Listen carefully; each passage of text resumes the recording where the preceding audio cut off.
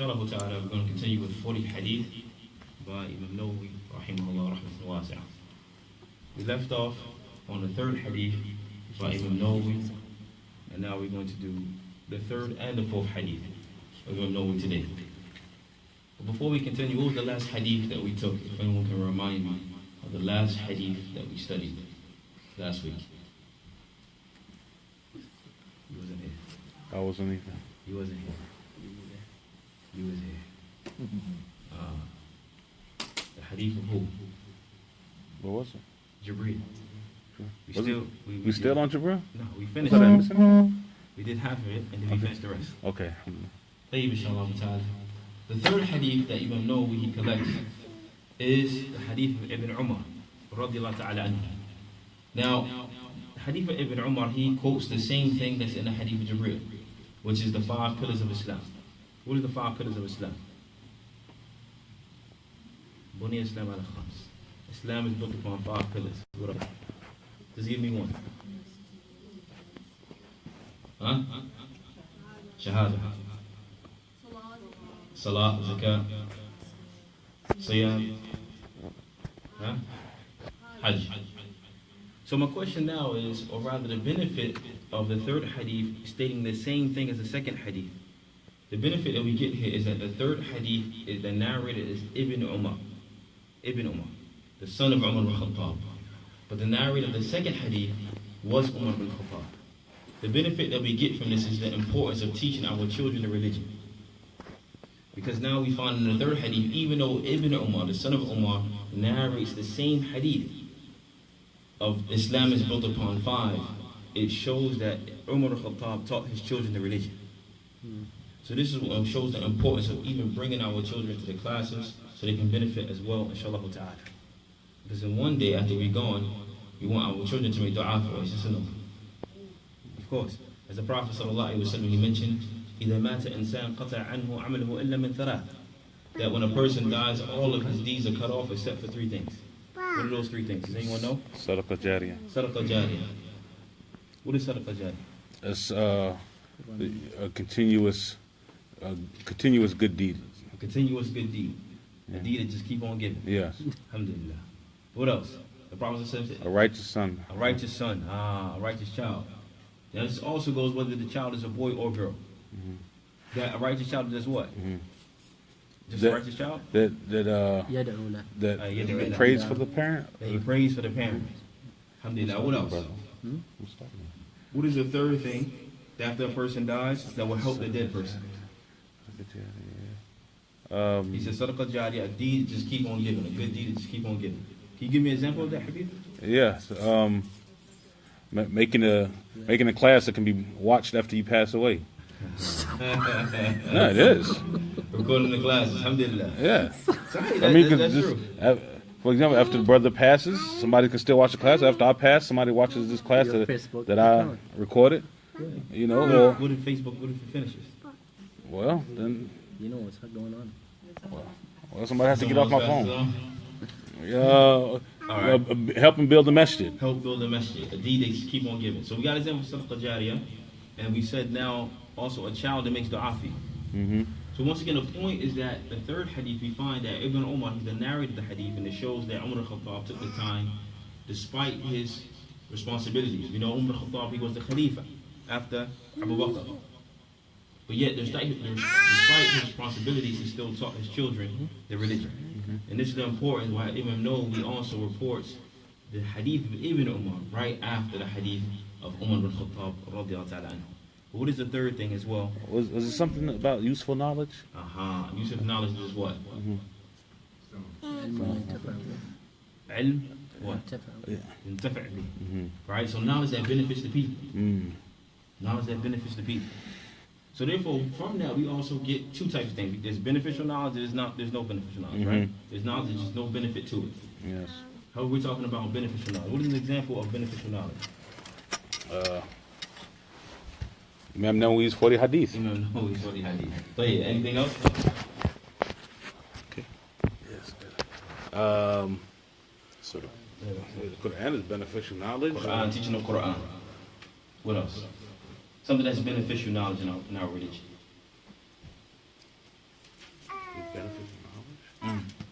Hadeeth, how to do things properly. How to do things properly. All these things will benefit the person and the hereafter, inshallah ta'ala. So also, one, it shows the virtue of knowledge. Because not everyone has money to give sadaqah jariyah, right? There's some people that are poor.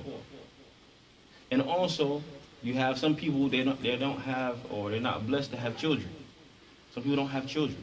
So they won't leave behind a child, yad'u lah. But everybody has the capability of learning. Everybody has the capability of learning. As Allah subhanahu wa ta'ala mentions, that He's the one, أَخْرَجَكُم مِّن بُطُونِ أُمَّهَاتِكُم. He took you out of the wombs of your mother. You didn't know anything. Everybody learned. So everybody has the capability of learning. So once again, we get the benefit we get from the third hadith is the importance of teaching the children the religion. The fourth hadith, the fourth hadith is a very, very important hadith. The hadith consists of the hadith of Ibn Mas'ud رضي الله تعالى عنه قال حدثنا رسول الله صلى الله عليه وسلم وهو صادق المصدوق. The Prophet صلى الله عليه وسلم informed us of a hadith, and he's the most truthful of those who are true.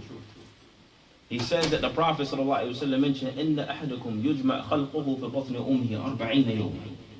That every last one of us was in the womb of our mother for 40 days. Right? For 40 days, nothing. Then after that, you became a blood clot for 40 days.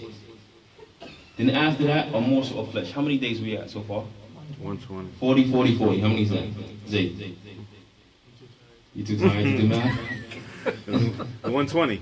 1 plus 1. Zayd. Alright, I just want to make sure you with me. But yeah. So we have 40, 40, 40 is 120. But I want everybody to contemplate on something, because it's something very important. Once the 120 days happens, something special happens. Allah subhanahu wa ta'ala mentions, or rather the Prophet sallallahu alaihi wasallam mentions, something happens. ثُمَّ يُرْسَلْ إِلَيْهِ مَلَكٌ فَيَنْخُ فِيهِ الرُّوحُ. That on the 120th day of a woman's pregnancy, Allah sends what? The soul. The angel. He says the angel. An angel, then he does what to the child? Breathes a soul inside of the child. Then on top of that, after that, 4 things are written down. Does anyone know those 4 things? It's his light. Right, what is he going to be from the people of hellfire or people of Jannah? What else? His wealth. His wealth. Anything else? What about his life? His lifespan. His lifespan. And there's something else? Huh? Okay, his provisions. We have his lifespans and his actions. And his actions. I want everybody to contemplate on something because it's real important here. And the thing that is important is that I'm going to ask you a question. Is the dua of the parents answered? Yes or no? Yes. Yeah. What is the proof for that? That the dua of the parents are answered? Because we can say yes, we can say no, but what is the proof? Our religion is built upon proofs. Adillah. Huh? Results. Okay. That's true. Results, yeah. Anything else? The proof that the dua of your parents are answered. Has anyone heard the story of Jurayj? Oh yeah. Huh? He was a monk. So, we stopped at the 120th, but I want you to contemplate on something very quickly. What happens here, is this like a cup? I get some water? Inshallah. What happens in the story of Jurayj, he was a righteous monk. And he used to pray all the time. So much so that his mother, she used to say, Ya Jurayj. Then he would say, Ya Rab, my prayer of my mother. So he would keep on praying. Then she would call him again, Ya Jurayj. He would keep on praying, Ya Rab, my prayer of my mother. Then it happened a third time, Ya Jurayj. Then he kept praying, my prayer of my mother. Then she became angry. She said, Oh Jurayj, I ask that Allah not allow you to die until you look into the faces of prostitutes. SubhanAllah. He was a monk. What happened after this, a long story short, Jurayj was accused of committing adultery. And a prostitute, she became pregnant. Then when the child was born, she said that Jurayj is the father of my child. The king at the time, he ordered that the monastery of Jurayj be torn down and brought to him. When he was brought to him, he said, do you know what this woman claims against you? He said, what does she claim? She says that you are the father of her child. Jurayj said, give me some time to pray for a little bit. He goes and makes wudu, and then he makes salah. Then he comes back and he pokes the child in the stomach. Ya ghulam, man abuk. Oh boy, who's your father? The boy says, the man over there is my father. Subhanallah. But one of the benefits we get from this is that she also, the mother, made dua against her child. And Allah answered that dua. Because despite of his religious sincerity, what happened? He still looked into the faces of prostitutes. So once again, it goes to show the importance of the dua of the parents over the children. But the reason why we mention this now, because we said that on 120th day, when a woman is pregnant, what happens? Allah sends an angel to the soul. And then it writes down 4 matters. We said that his actions, whether he's from the people of hellfire or Jannah, his provisions, and what else? And his lifespan. So now, because the dua of the mother, the shoulder dua of the mother over her child, what if she took the opportunity of 120 days before those things are written down and said, oh Allah, make my son, make my daughter from the people of paradise?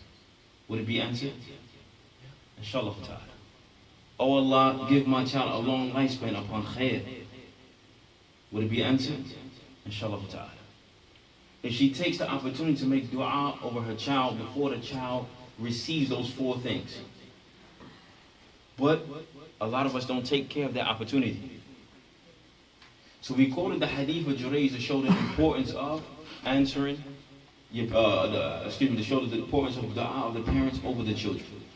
So there's a few things come from this. The first thing, if a child, for an example, if a child now is praying in the masjid, and he's praying the sunnah prayers, but then his mother comes from the women's side and says, Ya Muhammad, ta'al. Does he have to break his salah? Does he have to break his salah? He's praying the sunnah prayer. He's not in jama'ah. He's not praying fajr, dhuhr, asr, maghrib, wala isha. But if his mom comes, جاءت أمه فقالت تعال. Come here. Does he have to break his salah to answer his mother? No. I'm not answering Ummi. Okay. Oh, this is what he's saying. That's what he says. Oh, I didn't say that. Oh, That's what he says. Sounds like you said that. No, I didn't say that. I didn't say that. Anybody? He has to break the salah. What do you say? No. Yes. Yes. I say no. You say no. So you like Jurayj. I'm going to keep on praying. No, you don't have to break the salah. You don't have to break your salah. Zay, Sheikh Zay. No, keep on praying. Ummi got to wait. I say, go to Umi. I mean, you're making the sunnah, not tarawih. I mean, you finish in 2 minutes. طيب حتى التراويح. Okay, I don't know. Tahajjud. So he answered, He's praying come back tahajjud. too. He's not praying the fard. Yeah. He's praying the sunnah prayer. Yeah. Mm-hmm. He's praying istikhara. Allah, I want to get married. Yeah. Ummi says, come here. Ya Allah, you know I want to get married. Yeah, you might want to listen then. He might want to listen then. Yeah, because then maybe get Like anybody else. He has to break the I salah. would say that he should because it's obligatory thing to listen to his mother, but not like he doesn't have to make the sunnah. Ahsan. The scholars, they mention that what is more important at that time? If he doesn't answer his mother, he has fallen to uquq walidain, disobeying the parents. But that sunnah prayer is not wajib. But if he's praying a wajib prayer and his mother calls, she gotta wait. You see the difference? Because at that point, who is more important? His mother or Allah subhanahu wa ta'ala? Allah subhanahu wa ta'ala. But if he's praying a sunnah prayer, perhaps him answering his mother, Allah's going to give him whatever he's praying for anyway. Because Allah subhanahu wa ta'ala has commanded the children and even the parents to do what? Bidu walidain. He writes to the parents. We also benefit from the story of Jurayj is that grown people also have to show obedience to their parents. Because Jurayj wasn't a small boy, he was a grown man. But yet he still has to obey his parents. So just because I'm 30, I don't have to cut the grass no more. No. So whatever your mother says to do at that time, you have to obey her despite your age. Even if you're 60 and your mother is 80. Come wash the dishes, boy. You gotta get up and go wash the That dishes. boy, huh? She throw the boy in there. You gotta go wash the dishes. Boy. So the question is, if she calls your name, you leave the salah, or if she asks you to do something while in the midst of it? Because you know how mothers, they say, oh, you know, they call your name. They'll be calling your name from another room. Do you leave your optional prayer then? Aha. طيب. Some of the ulama, they mention at that point, it depends on what has happened before. For example, if she didn't know you was praying, and she called you from the other room, you know, Zayd. At that point, you can, Allahu Akbar, you raise your voice so she can hear you. But if she still says Zayd, then what? You gotta break the salah. Because at that point, you're disobeying your mother. But if you're praying Fajr or Dhuhr or whatever, and she says Zayd, we gotta wait. Because at that point, Allah subhanahu wa ta'ala is more important. Wadah? Is it clear? No. Another thing that we benefit from this, and we said that 120 days has to pass before the angel does what? Blow a soul into the child. One of the things we get from this is that it also shows that if a child dies before that 120th day, do we pray janazah over that child or no? No. Doesn't have a soul. Huh? Because he doesn't have a soul. He doesn't have a soul. So the question is, a woman is pregnant but she has a miscarriage, or the child, it comes out for whatever reason. Do we pray janazah over that child? نعم or لا? لا. لا. لا. Why? Huh? It doesn't have a soul. This is also, it shows the importance of understanding when the soul is blown into the child. For an example, and I hate to say it, use the example, but some of the scholars, they mention it. La qadr Allah, may Allah not decree, but if a woman was raped and she was to become pregnant because of that rape, at that point it's permissible for her to have the abortion, especially before the child is born into the soul is blown into the child. That doesn't make the child blown into the soul, right? Careful, bitch. So with the miscarriage, okay, did they push straight to Jannah since it wasn't like a gallbladder? Tayyib, alhamdulillah. So now you have, if a child is born, let's say a child is born, a stillborn, is the child from the people of paradise or the people of the hellfire? Some of the ulama, they mentioned this child will take the ruling of his parents. I'm just mentioning different opinions. It's not a strong opinion. The strongest opinion is that the children who are born, because they are born without sin, so therefore they will be from the people of paradise, inshallah ta'ala. Inshallah ta'ala. Now, some of the scholars mention because that child died before the 120th point, is not a human being. It's not a human being at that point. Is that clear? Also, before we continue the hadith, or the fourth hadith, we want to mention, inshallah, I want everyone to remember this. The soul is connected to the body 5 different ways. The soul is connected to the body in 5 different ways. The first connection of the soul in the body is that when the child is in the womb of his mother, as we see in this hadith, ثُمَّ يُرْسَلْ إِلَيْهِ مَلَكٌ فَيَنْفُخُ فِيهِ الرُّوحَ, that the soul is blown into what?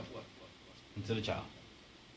So the first connection between the soul and the body, that Allah has created them both, is in the womb of his mother.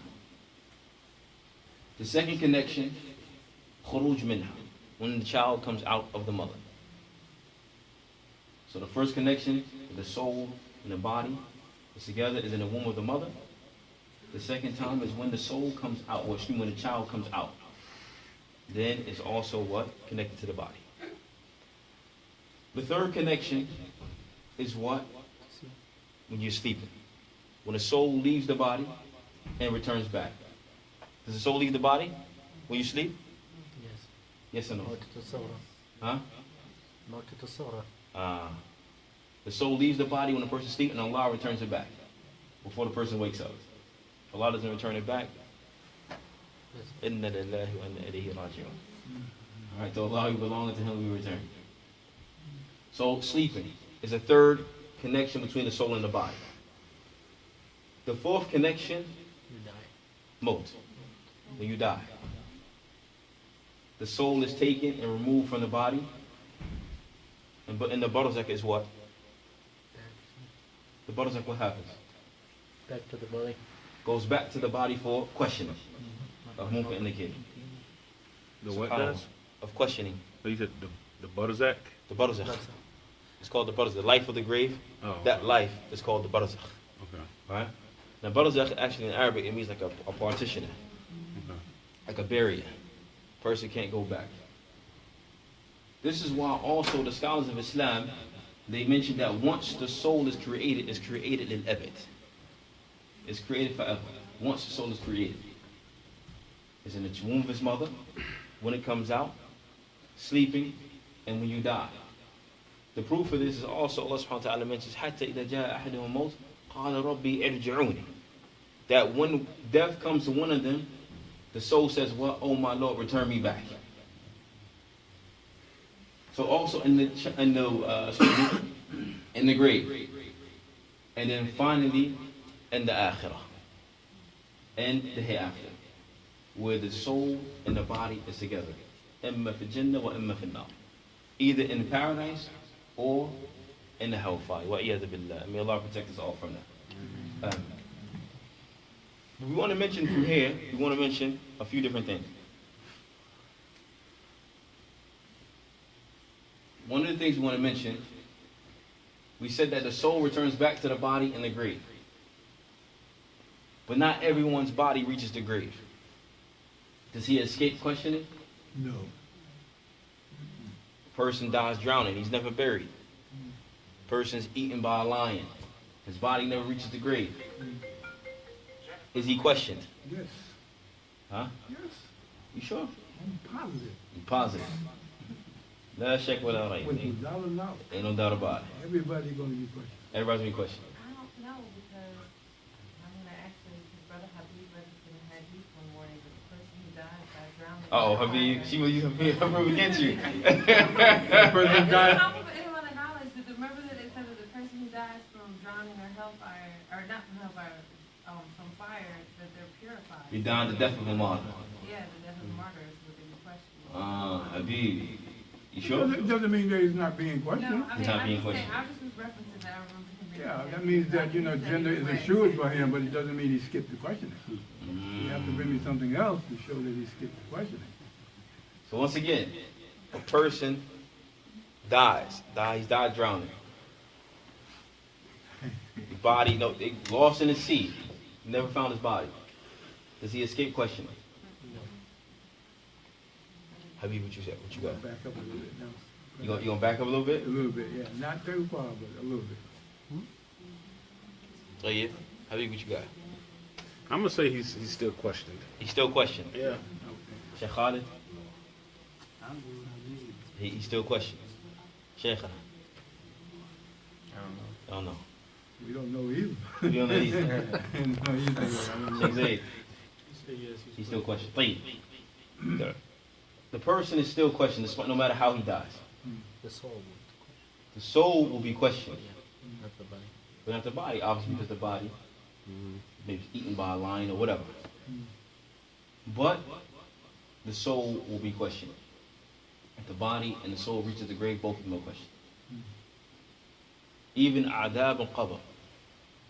And we know, so let's go through the steps of it as well. When a person first enters the grave, what's the first thing that happens? grave squeezes. Dammat al-qabr. The grave squeezes the person. Every last one of us, may Allah help us, will be squeezed in the grave.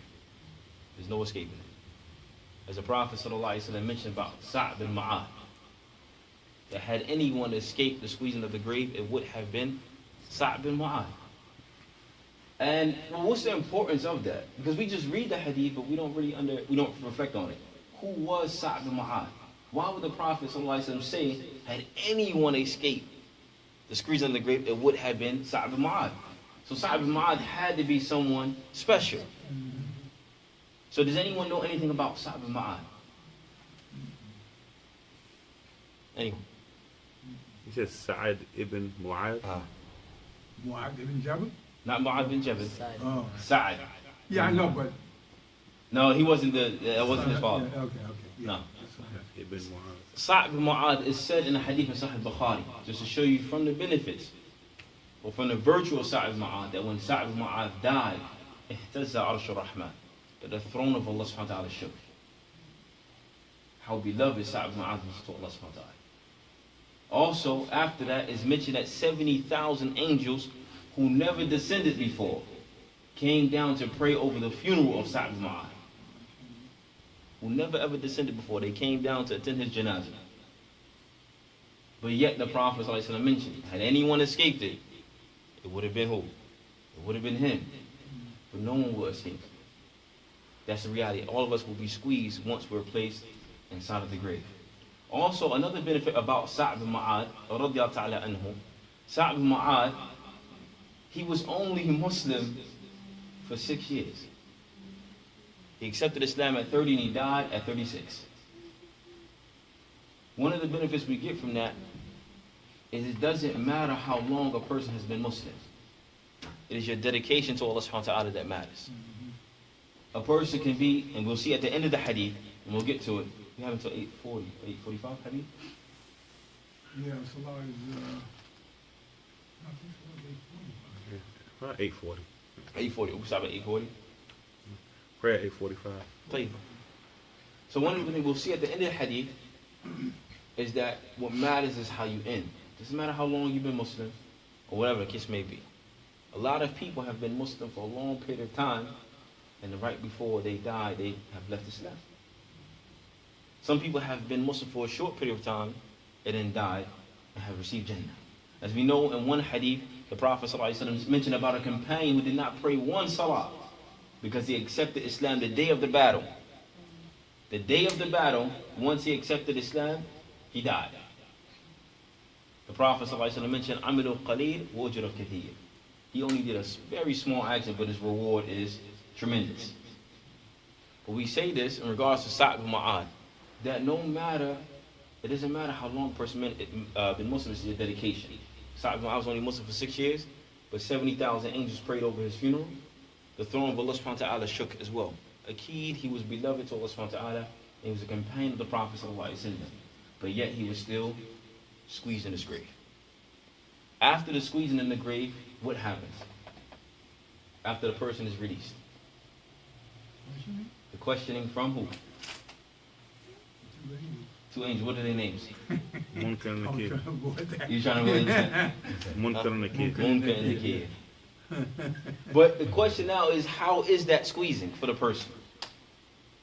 Some of the scholars, they mention, from the scholars of the past and the contemporary scholars, they mention that the squeezing for the believer will be like a mother who squeezes her child very tightly, that she loves, and then lets him go. This is an opinion.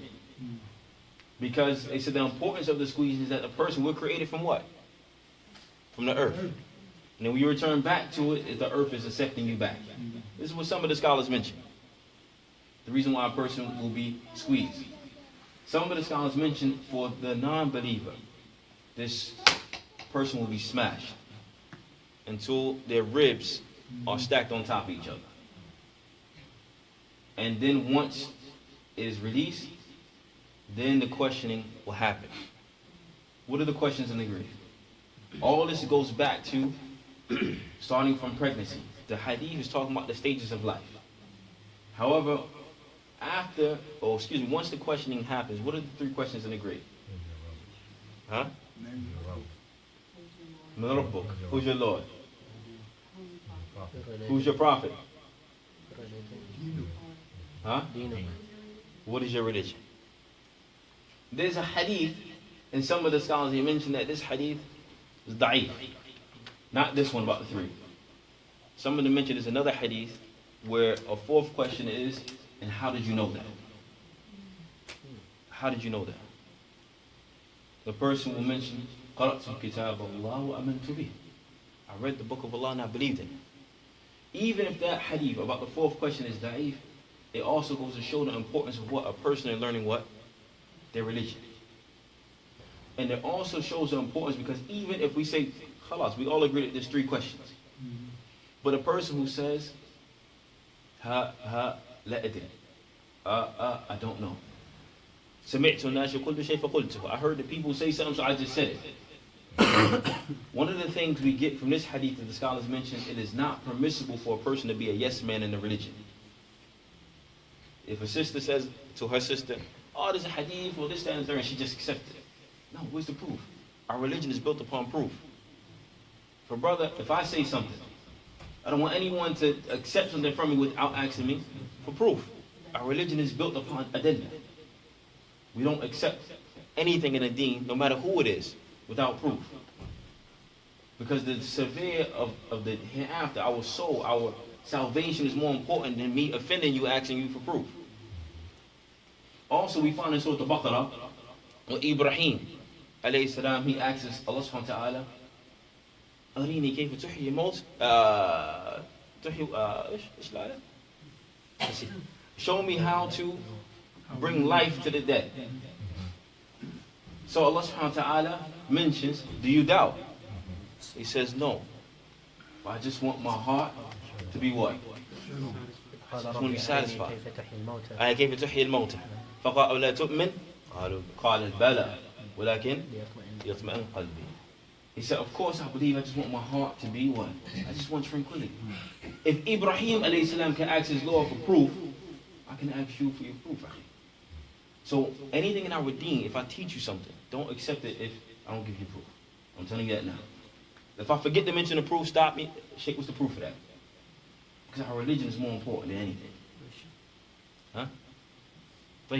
So now we also have in the grave, after a person is squeezing, a question that happens, we find that if a person says, excuse me, he says, la adri, I don't know. I heard people say something, so I said it. It shows that it's not permissible to be a yes man. How do you not know? This is our deen.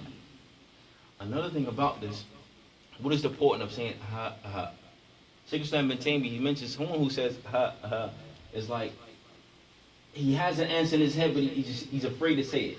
He's dumbfounded. It's on the tip of his tongue. You ever had someone on the tip of your tongue like, man, what is it? You can't say it. At this point, it's so severe. The person is scared. Because the angels come to him and they sit him up. It's mentioned in some hadith that these angels have eyes like lightning. And their shoulders and their voices are like thunder. There's no games at that point. Madin, there's no time. What is it? Give me the answer. What do you say about this man who was sent to you? You don't know? The torture begins. It's mentioned about the angel who would torture this person will be blind and he can't hear. What is the benefit of Allah giving an angel to torture the person that won't be able to see and they cannot hear? You won't hear your screams and won't see the results of what you do. There's no sympathy for you. That's it. No pity. It is what it is at that point. You had time. So for those women, inshallah ta'ala, our wives who become pregnant, as he mentioned, the hadith mentions at the 120th day, what happens? The soul is blown into the child. And we said that in the beginning of the class, the dua of the parents is answered. So we should advise our women, even our daughters and our wives or whoever, our aunts who are pregnant, to take advantage of that opportunity, even while she's pregnant, to make dua over the child. Before those 4 things are written. Oh Allah, make my son or my daughter from the people of paradise. Oh Allah, grant them a long lifespan upon khair and the sunnah. Oh Allah, make them, virtuous in the dunya, and so on and so forth. To take advantage of that opportunity. Because we know that Allah subhanahu wa ta'ala will answer the dua of the parents, inshallah ta'ala. Also, after the questioning happens, we said that who is your prophet? So now my question is, will the prophets be questioned in their grave? You told me earlier that everyone will be questioned, everyone will be squeezed. Yes. So my question is, will the prophets be questioned in their grave? Yes. Yes. So Muhammad sallallahu alaihi wasallam was asked, what do you say about Muhammad? I'm my prophet. He said, I'm the prophet. I'm my prophet. I'm my own prophet? There's some things that only Allah knows. So. Something only Allah knows. Can't get that wrong. I mean, they don't necessarily have to have the same questioning that we do. Maybe Ah. there's something about their we don't know, I don't know. Anybody else? But to be questioned, I would Will the prophets themselves be questioned? yes, yes. You believe so? Please, anybody else? Yes? I don't know. You don't know. Where's Sheikh Zayda? He's in hiding. Tired. I know he's tired. I don't know. Alhamdulillah. So some of the scholars they mentioned that there's a difference of opinion, but some of the scholars they mentioned that the prophets, the NBL, will not be questioned. Because the whole test is built upon what? One, their dedication and their sincerity. Allah chose them.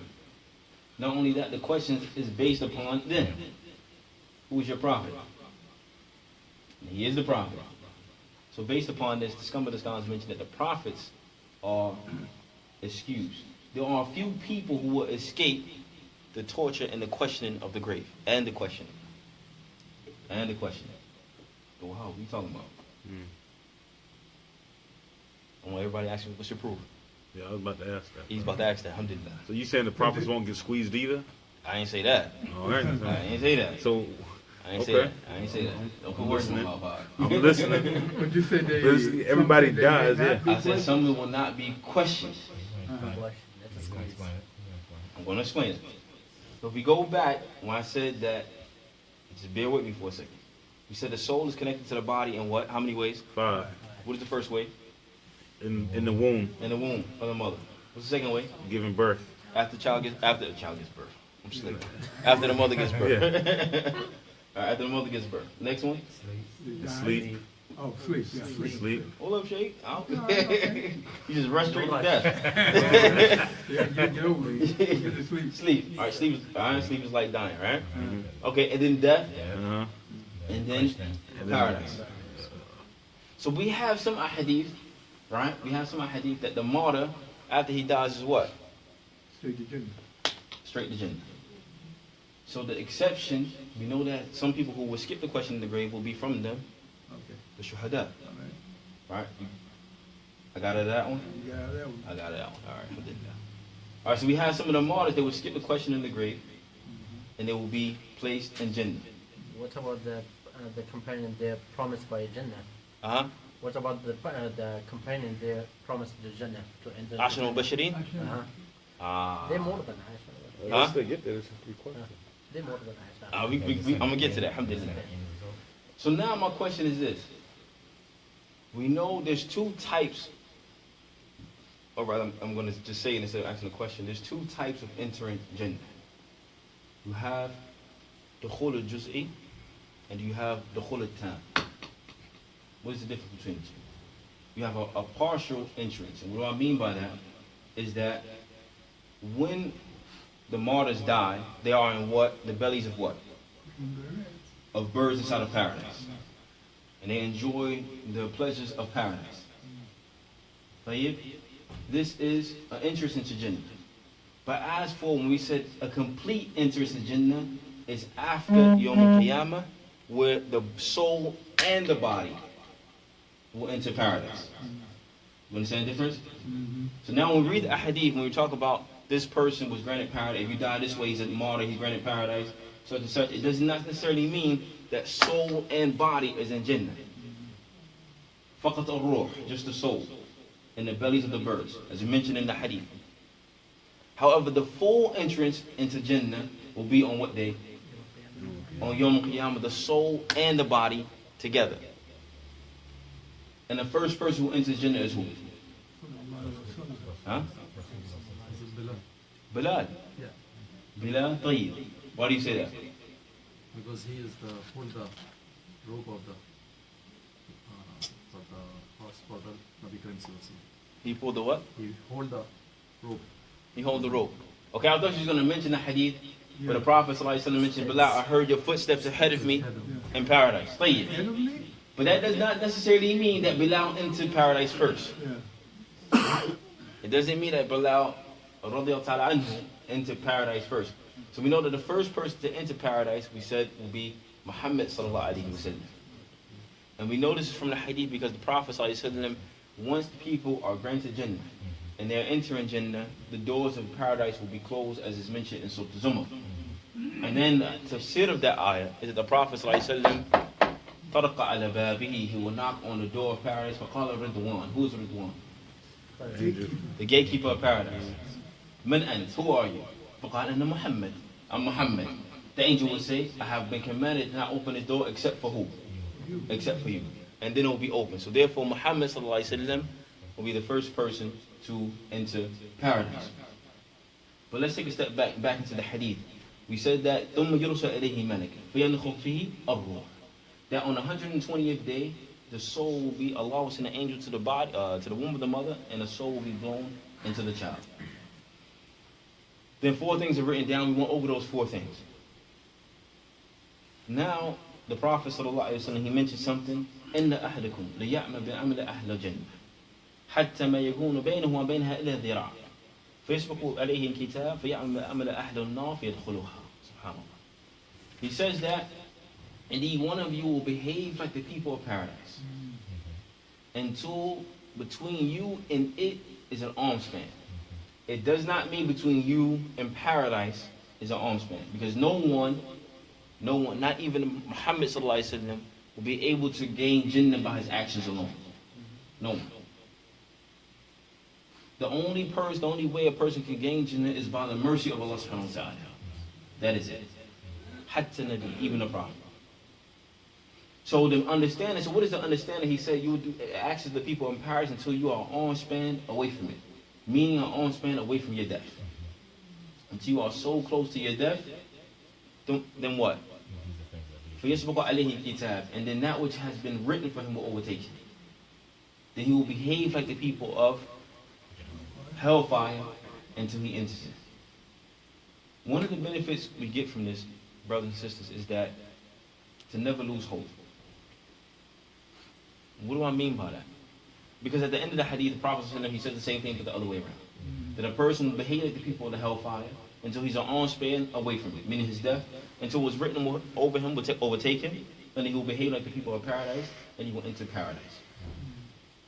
The reason why I say to never lose hope is that we shouldn't look at our brothers or our sisters, oh man, they ain't on the deen. Allah ain't gonna never forgive me. Oh, he did such and such sin. Astaghfirullah, the brothers in riba. The sister did what? So on and so forth. To speak like this, la yanbaghi wa la yajuz. It is not befitting, it is not permissible that you have that type of opinion about your brothers and sisters. Because perhaps, one, they could be more beloved to Allah subhanahu wa ta'ala than you. That's the reality. None of us in this room has wahi, revelation that Allah loves you more than he loves the next man. None of us know that. So that's one of the first benefits. The second benefit is that you are fair between the people. You're fair between, oh, the brother, he looks like this, the sister looks like this. I'm not doing that. No, they're from the people of hellfire. No. One of the scholars of the past, he mentioned something very beautiful. He said, you know what, wallahi, I was never jealous of anybody. So the students was like, come on. Never? Since you were a child, you never have been jealous of anyone? He said, because the reality is one of 2 things. Either this person is from the people of paradise, so why would I be jealous of someone who Allah is pleased with?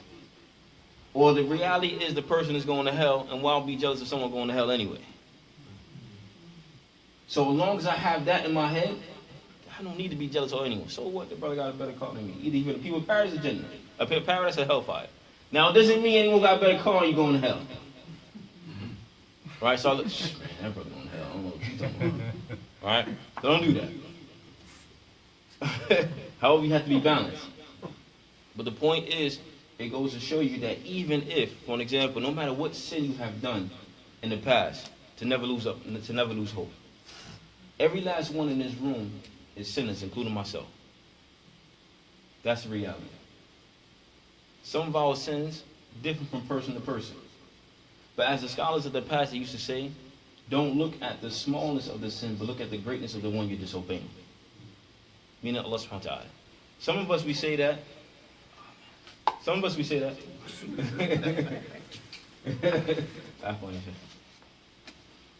say, oh, that's just a small sin. I ain't got to worry about it. No, it's from the salah. It's not from the kebab. I don't have to worry about it. Let me ask you this. How does a flood happen? Small. Does a flood just fall from the sky? No. That's small. Huh? It starts what? Like it's dry. Raindrops. Raindrops make floods. Small sin leads to what? Bigger sins. And as the scholars of the past, they also mention, "Adunub telit dunub." Sins give birth to sins. You never found a person that he just commits one sin, then he stops. If that happened, first of all, that's very rare. Because let's look for an example. Just for an example, person goes outside right now. I don't know what the shit talking about. I'm gonna go get this beer right now. He goes to go drink, and he's drunk. It's over at that point? Nope. Sometimes he gets drunk, he may get in a car, and he kills someone. Murder. Let's say he doesn't kill someone, he goes home. But he's just tore up, he's drunk. He gets angry at his wife, he beats his wife. You harmed another Muslim. Adunub telit dunub. It just keeps going. Even though it may have started off small, it just keeps going. So it just never just stops. So it's important that we first control ourselves. And this is why Ibn al-Qayyim rahimahullah used to say that control yourself first when you first think about the sins. Because we all know none of us is perfect. As we mentioned in previous class, even the companions that came to the Prophet and said, "Oh Messenger of Allah, I think about stuff that I'm afraid to even tell you." And he said, "That's the reality of faith. That's true faith." What does that mean? I want to make sure everyone got that. How is that true faith? That a person just has just thinking about stuff. These are companions. Huh? You just believe it as is. You just leave it as it is. The shaitan only goes after things that are valuable. Shaitan only attacks things of value. As we said before, a burglar's not going to break inside of an abandoned house if he does something wrong. Because there ain't nothing in there. He's going to break inside of a house that has value. Nothing more valuable than our faith. So the fact that a person has random thoughts sometimes, just bad thoughts, it doesn't mean that he's not a Muslim. He's not a good Muslim. Alright? We just want to make that clear. We want to mention another thing, inshallah time before 8:40. We have about 7 minutes. But I think it's real important that we mention this. It's very important that we mention this. So we stopped at the end of the hadith where the Prophet ﷺ mentioned that the people, you behave like the people of hellfire until you are on spin away from it, and then what is written will overtake you, and then you enter the people, into Jannah. Because of this, we want to talk about haram. Okay? Leaving off the haram. The scholars mentioned, I want everyone to reflect on this. It's going to be like a test. So I want everyone to think about it for a second. Leaving off the haram is 4 levels. Okay? It's 4 levels. I want everyone to think about it. And in the midst of it, I'm going to ask myself, what's the proof? Alright? Leaving off the haram is 4 levels. One of them, you are punished for leaving off the haram. Shaykh, what you talking about? That don't make no sense. Give me a second.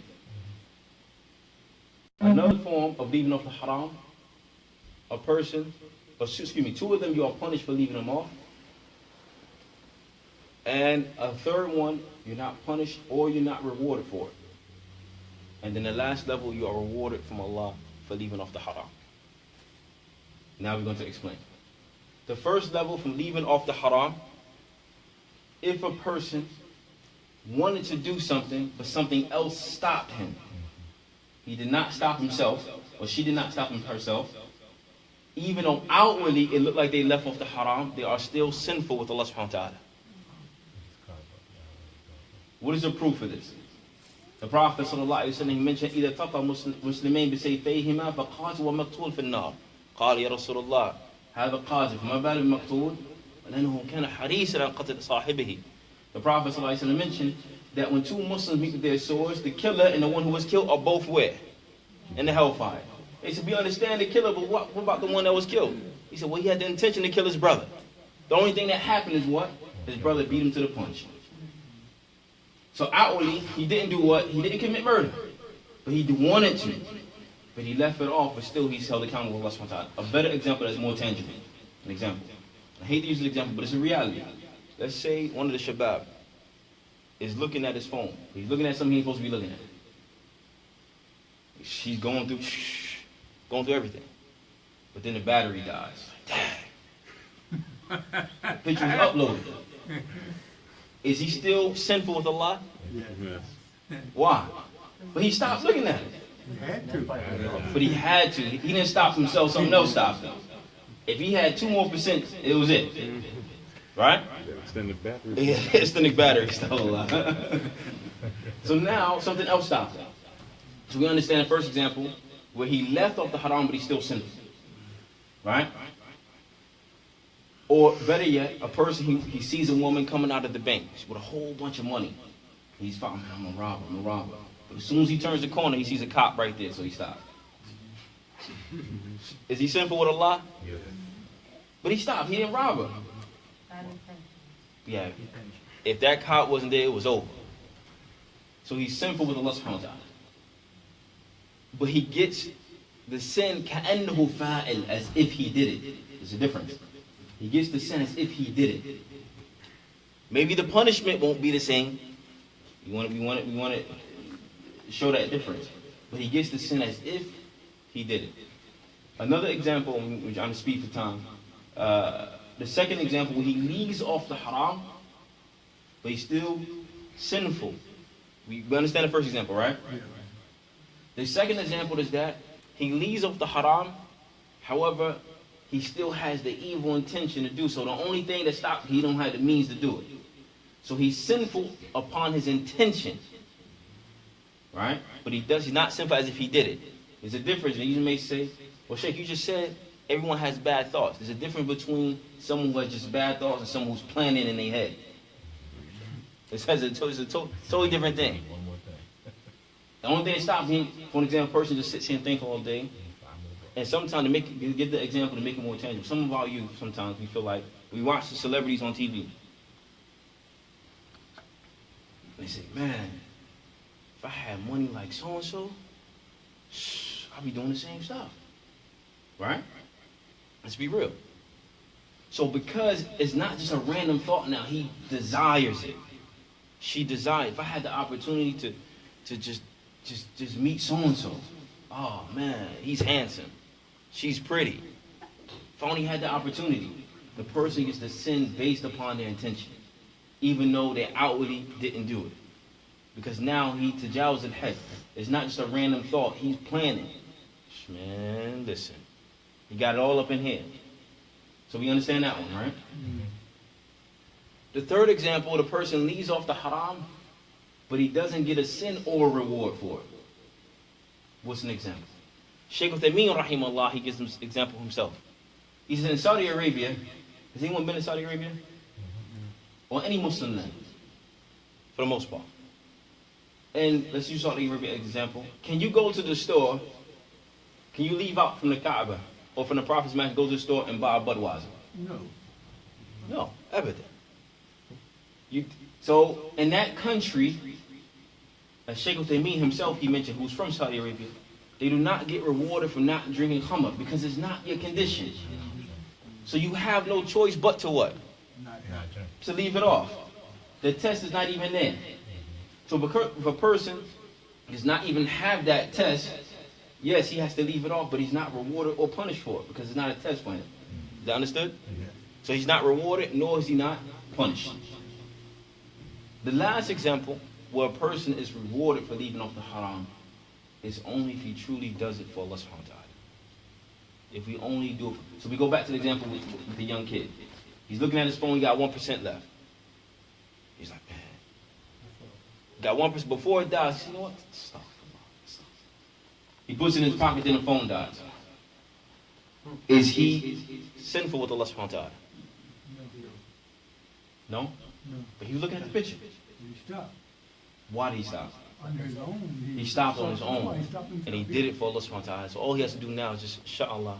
Astaghfirullah, make tawbah. So we understand that leaving off the haram is the 4 levels. We understand it now? Person 1, he leaves it off. And just make sure we understand. I want you to give me an example. Somebody give me an example of leaving off the haram, but he's still sinful with Allah. No, don't give my example. But it's, Anybody else? driving somewhere without a gas. Battery fell off the phone. What if you got an iPhone? You don't no battery phone. No, He was driving somewhere, ran out of gas before he got there. He's going to meet somebody. He's on his way to a club, but the gas came out of the car. All right, that's another one. Play it. Next one.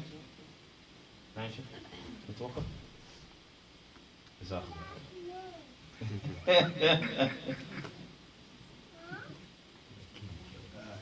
Second example. Second example. Person leaves off the haram, but he's sinful upon his intention. Can I give me an example? Yeah, you want to shoot somebody but don't have a gun. I knew somebody was going to say that. You want to stab somebody but don't have a knife. Somebody wants that. All right, so what if... what, you want to slap somebody but don't have an arm. How about that? You said you don't have an arm, right? So now, all right, so let's say you're talking to a brother. He's like, oh, man, this brother get on my nerves, man. He say something else, I'm going to hit him. Yeah. But he walk off and don't get to say it. But he walk off. So now it's a different, like I said, if it's just a random thought, you know, he's fine. But now if like, you know, if Khalid is looking at me, he's like, yo, if Abdul Wahaab say something else, I'm going to hit him. Is he sinful? Upon his intention? If he really feel that way, he really feel that way. Mm-hmm. But if he's just talking random thoughts in his head, is he sinful? No. No. Wait. The third example, somebody give me an example where a person leaves up the haram, but he's not punished or he's not given a reward. A person leaves up the haram, but he's not rewarded nor he's punished. Attend the class. But he intends to do something. You said he's not rewarded or punished. He's not rewarded nor he's punished. Right. He intends to do something, but he doesn't do it. Like. In that case, he's rewarded. He's rewarded. If you never had the opportunity to do it. Yeah, right, he never had the opportunity. Right? So now, better yet, person's in prison. Does he get rewarded for not indulging in the riba? He's in prison. He can't. Well, no. No, they do. No, yeah. All right. Yeah. I work in the prison. I know how it go down. All right. You can just generally give back the 2 honey buns for one. 2 honey buns for one, right? That's riba right there. Okay, the Roman noodles, the chicken, right? Okay, I see what you're saying. He can't be judged or he can't get the sin or the good deed because it's not accessible ready. It's not readily accessible to him. Right, it's not accessible. It's not his situation. Right. Generally speaking, in prison, all right? I just want to use that example. When a person is confined, it's not his situation. So he's not rewarded, nor he's not punished for it. And then the last example is what? Where he intends to do something, but he says, but he never does it. He doesn't do the action. Or he was doing it, then what? On his own. But he still gets a sin. He would still have to follow with a good deed to erase it. Okay, exactly. That's if he finishes it. If he does it. If he does it. If he doesn't do it, then there's nothing. Right, but if he does do it, like I said, and then he stops. Or let's go back to the example. A guy was following the old woman coming out of the bank. Before he turned the corner, he's like, man, stop. What am I thinking about? Stop. But then he walks around the corner anyway and sees a cop.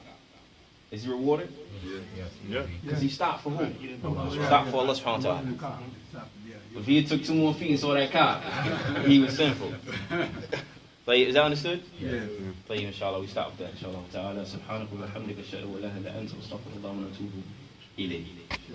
Jazakallah khair.